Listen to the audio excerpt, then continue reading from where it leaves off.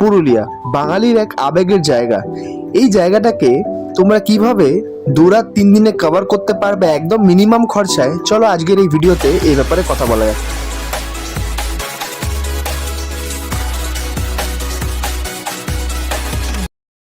নমস্কার বন্ধুরা, আমরা পুরুলিয়া গিয়েছিলাম মার্চ মাসে, কিন্তু ইউটিউব পলিসির জন্য নতুন করে রিআপলোড করতে হচ্ছে ভিডিওটা।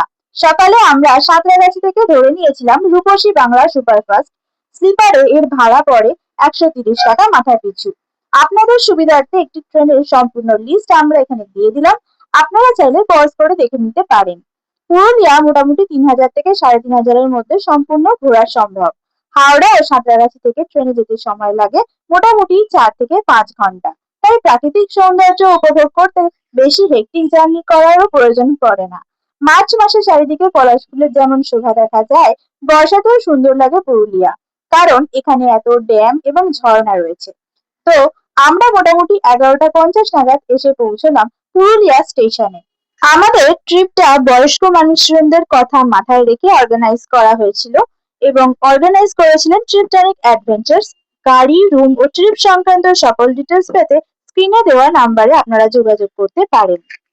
এবার আমরা পৌঁছে গেলাম আমাদের প্রথম ডেস্টিনেশন, যার নাম হচ্ছে অ্যাশ ভিউ পয়েন্ট, যেখান থেকে পাখির চোখে খুব সুন্দর একটা দৃশ্য আমরা উপভোগ করছিলাম। এরপর আমরা চললাম পুরুলিয়ার আসল রূপের খোঁজে, আর সেই রূপ লুকিয়ে আছে এখানকার শান্ত, স্নিগ্ধ আদিবাসী গ্রামগুলোতে।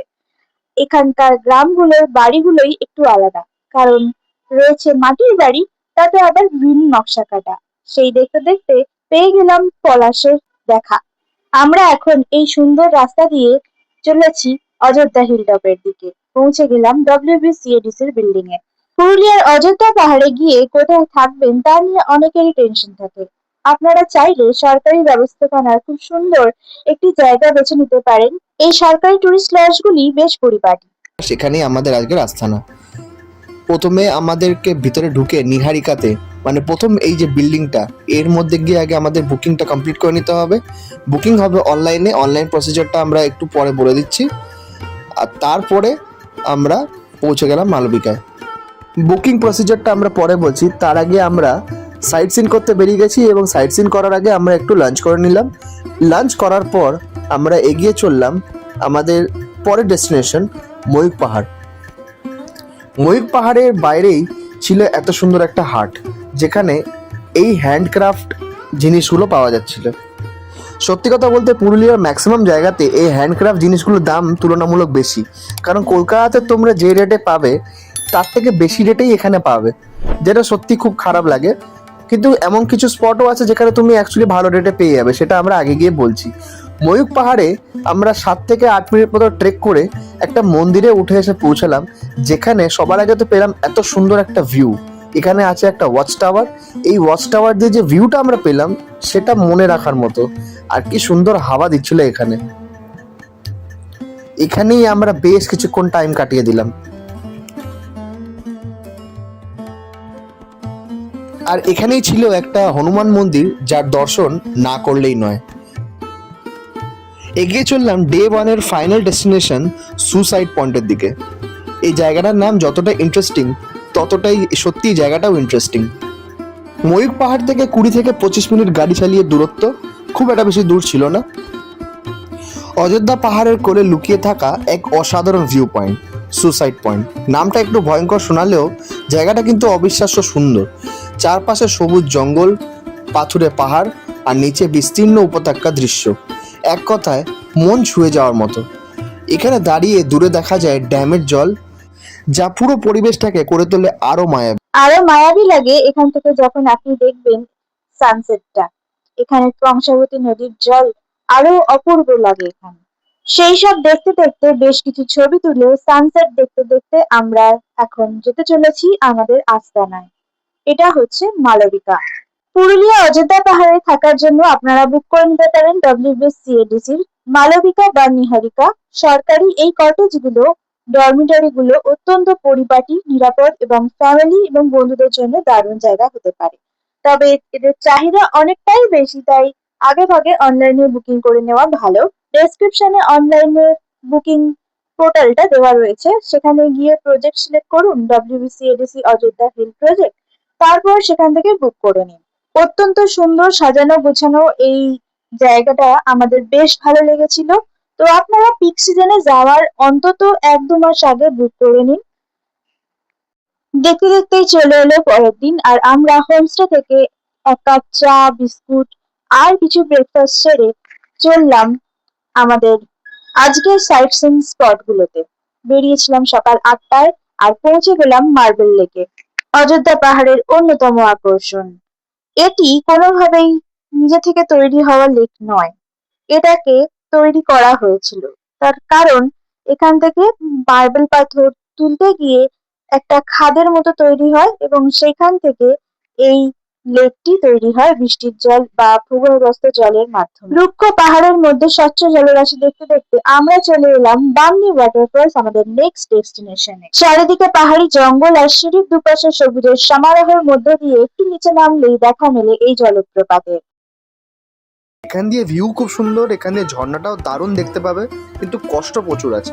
নিচে নামতে কোনো অসুবিধা নেই, কারণ নিচে নামার পর ভাবে এত সুন্দর একটা ঝর্ণা। বসন্তকালেই এত জল পেলে তুমি ভাবো যে বর্ষাকালে এই জায়গাটা কতটা সুন্দর হয়ে ওঠে। কিন্তু যেমনটা বললাম, এটা অনেকটা নিচে, বয়স্ক লোকেদেরকে অবশ্যই চেষ্টা করবেন এখানে না নিয়ে যাওয়ার, কারণ উঠতে প্রচুর কষ্ট হবে। এরপরে আমরা চলে গেলাম তুর্গা জলপ্রপাত, আর এটাও ঠিক সেম, অনেকটা নিচে। বয়স্ক লোকেদের জন্য এটা স্ট্রিক্টলি প্রহিবিটেড, কারণ এখানে রাস্তাও খুব একটা ভালো না। তুর্গা জলপ্রপাত পেরিয়ে আমরা এখন এসে পৌঁছেছি তুর্গা ড্যামের নিকটবর্তী রাম মন্দিরে। প্রথমেই দেখতে পেলাম ছোট বাচ্চারা 10 কোটি টাকার বিনিময়ে বিক্রি করছে পলাশ ফুলের মালা, আর তারপর বেশ খানিকটা সিঁড়ি উঠে আমরা দেখতে পেলাম রাম, সীতা, লক্ষ্মণ এবং হনুমানজির মূর্তি। আশপাশের দৃশ্য খুবই সুন্দর লাগছিল। রাম মন্দিরের নিচেই ছিল তুর্গা ড্যাম, আর এটিও সত্যি খুব দারুণ সুন্দর জায়গা। এখান দিয়ে ভিউ অসাধারণ।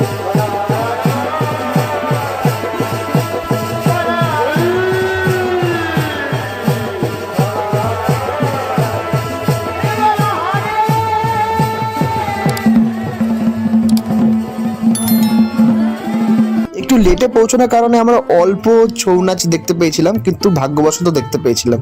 আপনারা যদি কমপ্লিট ছৌ নাচ দেখতে চান, তাহলে পরে হোমস্টেতে থাকাটা ইজ এ বেটার অপশন। হোমস্টেতে থাকলে সবাই মিলিয়ে মিশিয়ে যদি টাকা জড়ো করে প্রোগ্রাম করতে পারেন, তাহলে ছৌ নাচ দেখার একটা আলাদা মজা, ওই এক্সপিরিয়েন্সটা অবশ্যই করতে পারেন। যাই হোক, আমরা মাঠা পাহাড় ক্রস করে এখন পৌঁছে গেলাম পাখির পাহাড়ে।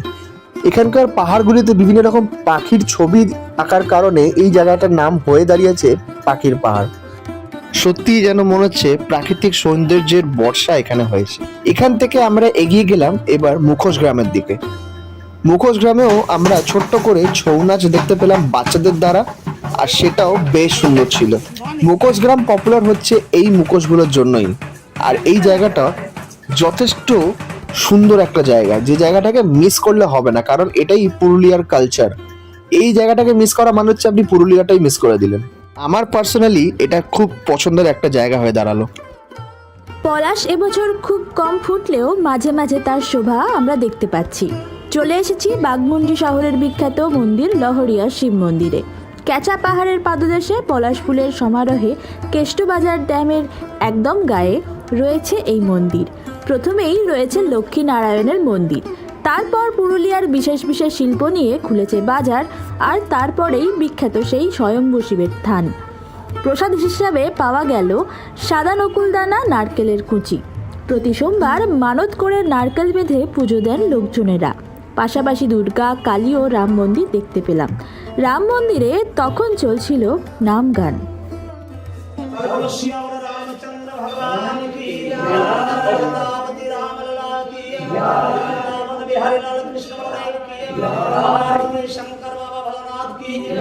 মন্দিরের ঠিক গায়েই রয়েছে কেষ্টবাজার ড্যাম, খুব সুন্দর তার জল। সেই সুন্দর নীল জলরাশি দেখতে দেখতে আমরা এসে পৌঁছালাম লোয়ার ড্যামে। এখানে পুরুলিয়ার পাম্প স্টোরেজ প্রজেক্টের একটি বিশাল জলধারা পাহাড়ের কোল জুড়ে এক অন্যরকম সৌন্দর্যের সৃষ্টি করেছে। ওপর থেকে সুন্দর দৃশ্য দেখতে দেখতে আমরা পৌঁছালাম আপার ড্যামে। এটা পুরুলিয়া পাম্প স্টোরেজ প্রজেক্টের একটি প্রধান অংশ। এখানে আপনারা সোলার প্রজেক্টও দেখতে পাবেন দূর থেকে। এরপর আমরা এসে পৌঁছালাম সীতাকুণ্ডে। সীতাকুণ্ড হচ্ছে এমন একটা জায়গা যেখানে সীতা মা শ্রীরামচন্দ্রের কাছ থেকে জল খেতে চেয়েছিলেন এবং সেই থেকে শ্রীরামচন্দ্র এই কূপটা তৈরি করে দিয়েছিলেন বলে শোনা যায়, কিন্তু এটা বেসিক্যালি হচ্ছে একটা আর্টেজিও কূপ। সীতাকুণ্ডের পর আমরা পৌঁছালাম আমাদের নেক্সট ডেস্টিনেশন কাঠের দুর্গা মন্দির, যেটা কিনা আবার আমাদের WBCADC বিল্ডিং এর একদম পিছনে রয়েছে। এটা মেইনলি হচ্ছে একটা আশ্রম। এখানে আপনারা শান্ত সুন্দর পরিবেশে দেখতে পাবেন নাগ দেবতা মন্দির এবং এই আশ্রমটি যিনি তৈরি করেছেন তার উপরে একটি মন্দির এবং কাঠের দুর্গা মন্দির, যেখানে মা দুর্গার মূর্তিটা অনেকটা এরকম। এই হচ্ছে সেই গুরুদেব আর এই হচ্ছে সেই নাগ দেবতা। স্থানীয় লোকজনদের থেকে জানতে পারলাম এই নাগ দেবতা অত্যন্ত রূপে জাগ্রত এবং এখানে গঙ্গা দেবীর মূর্তি দেখতে পেলাম।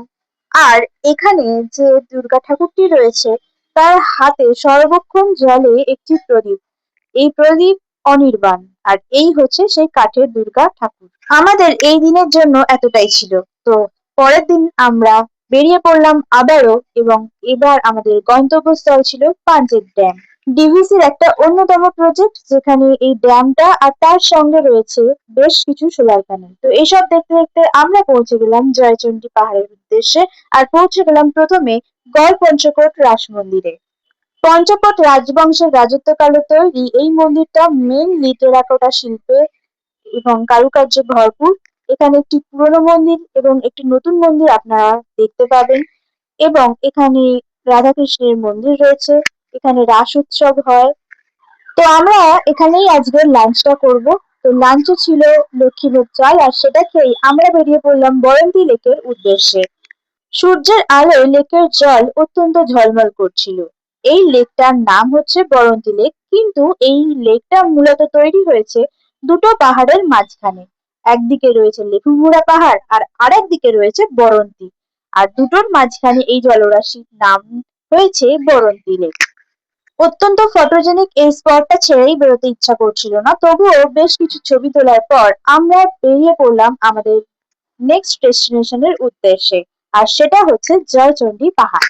জয়চণ্ডী পাহাড় হচ্ছে সেই পাহাড় যেখানে শুটিং হয়েছিল হীরক রাজার দেশের মতো অত্যন্ত সুন্দর সিনেমাগুলো। তো এই জয়চণ্ডী পাহাড়ের মোট 400 খানা সিঁড়ি আমাদেরকে এখন উঠতে হবে। রকিং বা পাহাড় ট্রেকিং যারা ভালোবাসেন এমন ট্রেকার বা অ্যাডভেঞ্চার প্রেমীদের জন্য অত্যন্ত সুন্দর একটা জায়গা হতে পারে এই জয়চণ্ডী পাহাড়। উপরে আসলে দেখতে পাবেন সমগ্র শহর এবং বজরংবলীর একটি মন্দির আর সেই সাথে মা চণ্ডীর একটি মন্দির। আর ওপর থেকে সিনারিটা ছিল এত সুন্দর যে আমাদের মন জাস্ট জুড়িয়ে গেল। এত যে কষ্ট করে উপরে উঠলাম সেটাই আমরা ভুলে গেলাম। এবার ছিল ফেরার পালা, তাই মনটা একটু ভারাক্রান্ত হয়ে গেছিল ঠিকই।